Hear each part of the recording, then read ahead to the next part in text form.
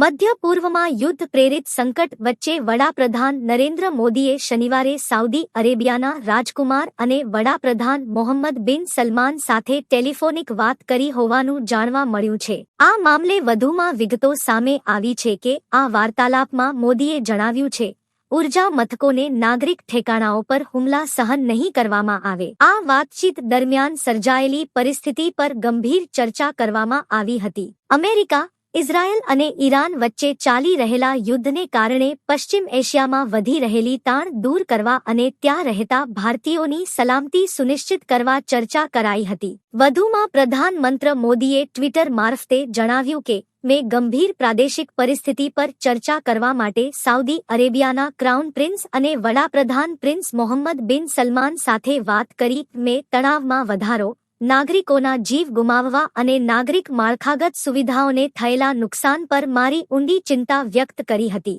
Saudi અરેબિયામાં ભારતીય સમુદાયના કલ્યાણ માટે તેમના સતત સમર્થન બદલ મોદીએ તેમનો આભાર માન્યો હતો.